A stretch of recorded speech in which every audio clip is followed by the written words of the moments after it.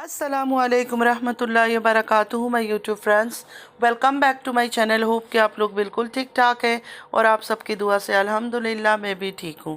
और अल्लाह पाक से यही दुआ है कि आप लोग हमेशा सही सलामत रहे, खुश रहे अपने अपने घरों में अपनी फैमिली के साथ। आमीन सुम्मा आमीन।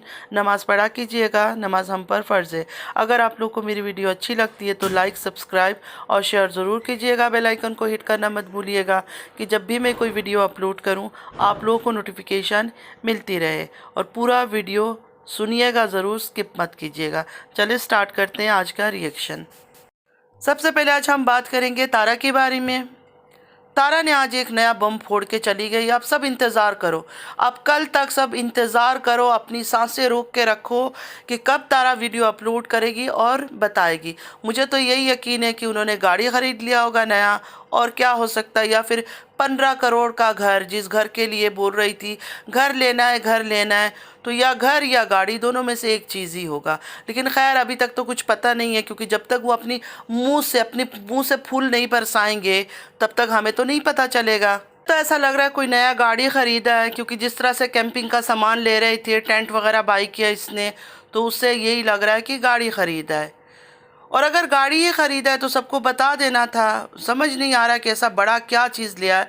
गाड़ी तो ऑलरेडी इसके पास छोटा हो बड़ा हो है, तो ऐसी कोई बात नहीं है कि कोई अजूबा चीज़ होगा गाड़ी लेना।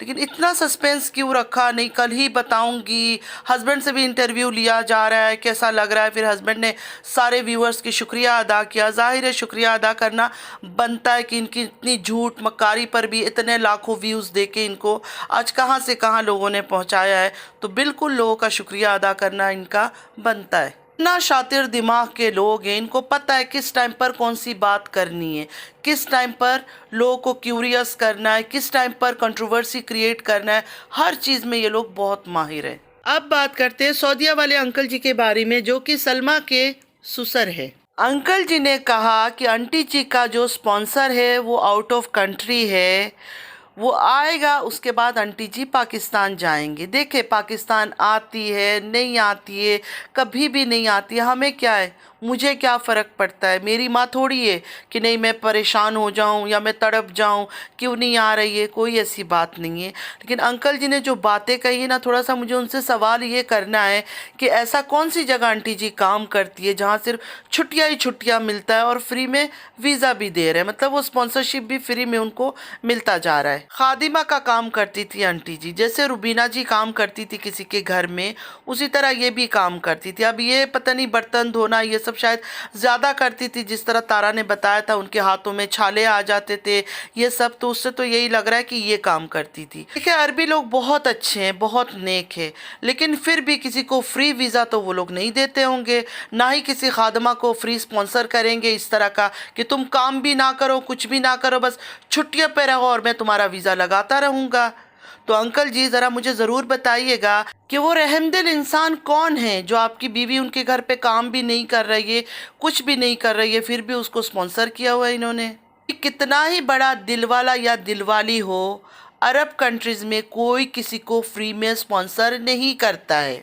आप सब लोग तैयार रहे, अब तो नया खेल होगा, नए ड्रामे होंगे, नए रोना धोना होगा, बहुत कुछ होगा अम्मी जी को लेकर। दोनों बेटियां अम्मी जी को कंटेंट बनाकर फुटबॉल की तरह कभी इधर कभी उधर खींचातानी करेंगे और खेलेंगे उस बेचारी के साथ। और ये जो बुढ़े अंकल जी है इनका तो कोई भरोसा नहीं है, इनका तो कोई भरोसा नहीं है। पलटू टाइप इंसान है, थाली का बैंगन। इधर आए थे तो तारा के हो गए, वहाँ गए तो सलमा के हो गए, तो ऐसे इंसान पर भरोसा नहीं कर सकते। ने अपने बच्चों को जिस तरह से पाला है, अंकल आंटी ने अपने औलाद को जिस तरह बचपन में पाला है, तो ये बच्चे भी उनको उसी तरह इस्तेमाल कर रहे हैं। इन्होंने अपने टाइम पे इनको इस्तेमाल किया होगा, आज इनकी बुढ़ापे में वो इनको इस्तेमाल कर रहे हैं। जब वो कराची आते हैं तारा उनको सिखाती है, जब वो सऊदीया आते हैं सलमा उनको सिखाती है। कुछ लोग मुझसे ये सवाल करते हैं कि आंटी जी को अगर तारा के पास ही रहना है तो उन्होंने शादी क्यों किया था, या तारा ने शादी होने क्यों दिया। अब इस बात का सवाल का जवाब मैं कैसे दे सकती हूँ, उनके किस्मत में लिखा था शादी, हो गई शादी। अब अगर इस बुढ़ापे में वो आराम से सुकून से, उनको जहाँ भी अच्छा लग रहा है, उनको लगता है कि अपनी छोटी वाली के पास, तारा के पास मुझे आराम मिलता है, ऐश मिलता है, तो बिल्कुल उनको आज़ादी से वहाँ रहना चाहिए। इस उम्र में उनको ज़बरदस्ती करने का कोई तुक नहीं है। अंकल जी अपनी औलाद के साथ खुश खुश रह सकते हैं। सलमा उनका कितना ख्याल करती है, कितना केयर करती है।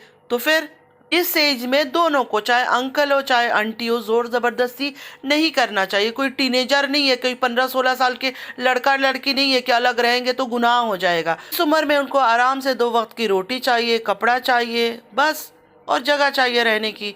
जहाँ जो खुश है उसको वहाँ रहने दो। अंकल जी अगर अपने सऊदीया वाले बच्चों के साथ खुश है तो उनको वहीं रहना चाहिए। आंटी जी अगर अपनी इस बेटी के पास आकर खुश होती है तो उनको यहाँ रहने देना चाहिए। इस्लाम में तो कहीं भी ये नहीं लिखा है ना कि ज़ोर ज़बरदस्ती गुजारा करो। अगर इस उम्र में जाके उनको लगता है वो अलग अलग खुश रह सकते हैं तो रहना चाहिए उनको, बिल्कुल आज़ादी है उनको। मुझे नहीं लगता इस उम्र में ज़ोर ज़बरदस्ती करके किसी औरत को भी किसी के साथ रखना चाहिए। अगर उनको जहाँ सुकून मिलता है, जहाँ आराम मिलता है, वहीं उनको रहना चाहिए। ये सब जुल्म है। और अंकल जी का मुझे यकीन नहीं होता कि इतने बूढ़े होकर एक दांत उनके मुंह में नहीं है, लेकिन जिस तरह से वो एक्टिंग करते हैं और अदाकारी करते हैं, जितनी तारीफ करो उतना ही कम है। अब कल का दिन सबको इंतज़ार होगा तारा का सरप्राइज़ का। मुझे भी इंतज़ार है, मुझे पता है गाड़ी ही होगा, लेकिन फिर भी यू नेवर नो, इनका कोई भरोसा नहीं है कब कौन सा बम फोड़ दे आकर। तो चले इंतज़ार करते हैं। बस आज के लिए इतना ही। आई होप कि आज का वीडियो आप लोगों को अच्छा लगा होगा। अगर अच्छा लगा है लाइक सब्सक्राइब और शेयर ज़रूर कीजिएगा। नमाज़ पढ़ा कीजिए, नमाज़ हम पर फ़र्ज़ है। चलती हूँ, दुआ में याद रखिएगा। ज़िंदगी रही फिर मुलाकात होगी। अल्लाह हाफिज़।